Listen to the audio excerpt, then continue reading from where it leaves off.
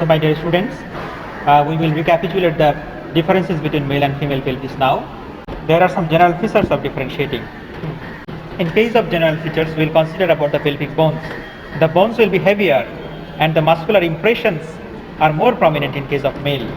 The muscular impressions in various area will be more prominent in case of male, but the bones are lighter and the muscular impressions will be less prominent in case of female. The iliac fossa is more concave in case of male, and the anterior superior iliac spine, this one is anterior superior iliac spine, it is interned in case of male. And here the iliac fossa is shallow and the anterior superior iliac spine is almost straightforward, not interned. Okay, here is the anterior superior iliac spine, almost straightforward, not interned. This one is istiopubic ramus. Here is another istiopubic ramus. So these istiopubic rami are thick and significantly everted in this manner, everted, due to the attachment of the crus penis on one side, and if we consider on both sides, then we will tell crura penis.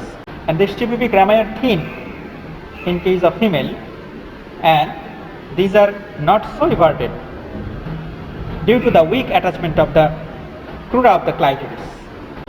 Acetabular cavity is large, and the transverse diameter of the acetabulum and the distance from the symphysial surface of the pubis to the anterior margin of the acetabulum is more or less equal, okay? Transverse diameter and this distance is equal in case of male, but in case of female, the acetabular cavity is smaller and distance from the symphysial surface of the pubis to the anterior margin of the acetabulum, it is longer than the transverse diameter of the acetabulum, this time longer.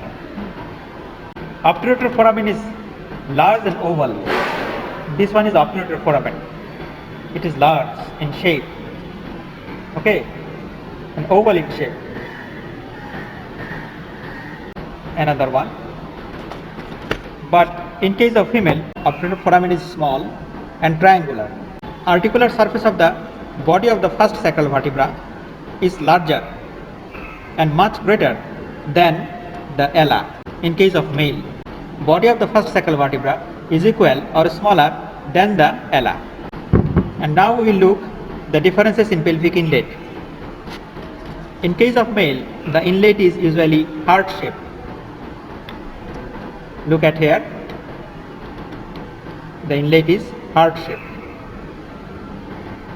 And in case of female, the inlet is round with the maximum transverse diameter.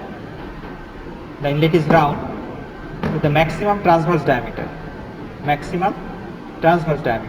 In case of pelvic cavity is longer and more conical in case of male. It represents long section of a short cone, but here in case of female, the cavity is shorter and more cylindrical. It is roomy and it represents short section of a long cone. In case of pelvic outlet, it is small and about 1 inch lesser in all diameters than that of the female. In female, the pelvic outlet is wide and the anterior posterior diameter is the longest here. Subpubic angle is narrow and measure about 50 to 60 degrees. Here is the subpubic angle in case of male. And subpubic angle is wide and measures about 80 to 90 degrees. The angle and depth of the greater sciatic notch is narrower in case of male, but the angle at depth in the greater sciatic notch is wider in case of female. Ischial spines are interned in case of male, are outturned in case of female. Here it is not so prominent because the ligament is attached here, but it will be remain in outturned condition. And for sacrum, in case of male, it is long and narrow. Sacrum is long and narrow, but in female The sacrum is short and wide. The sacrum is short and wide. In case of male, the curvature of the pelvic surface is uniformly concave. It is uniformly concave. Okay. But in case of female, the upper part is more flat, and then the lower part is abruptly concave. In case of male, the sacroiliac joint, it permits limited movement. These two joints permits limited movement. But here, in case of female, the sacroiliac joint, which permit the greater movement during pregnancy due to relaxation of the pelvic ligaments. Now we will see how the pelvis is situated in our body and learn about the anatomical points. Okay, just look at here how the pelvis is situated in the body. During reading about the anatomical points, we have to know about some anatomical landmarks. Here, this one is anterior suprailiac spines. Here is the anterior suprailiac spine. Here is another anterior suprailiac spine. It is the upper part of the pubic symphysis. It is the upper part of the pubic symphysis. If we show in this bone, here is our anterior suprailiac spine. Here is another anterior suprailiac spine, and here is the upper part of the symphysis pubis. This anterior suprailiac spines and the upper part of the symphysis pubis will lie in the same coronal plane. Just look, in the same coronal plane. If we hold the pelvis in such a manner, then look, does it situated in same coronal plane? No. The upper part of the symphysis pubis is situated in front of the coronal plane. We have to make it in this position so that the anterior suprailiac spines and the upper part of the symphysis pubis will remain in same coronal plane, isn't it? Same coronal plane.